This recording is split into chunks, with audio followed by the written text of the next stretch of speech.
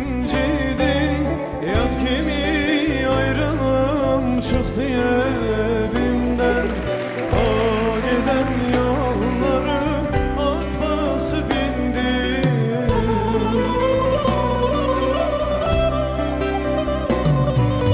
O giden yolları at basıp indi. O gedip kalmışam hasretimde ben. Dost gedip kalmışam hasretimde ben. Nece ölüme koşum, nece dinmeyim. Dost gedip özüme gele bilmirem. Ele bil ellerim yokum benim.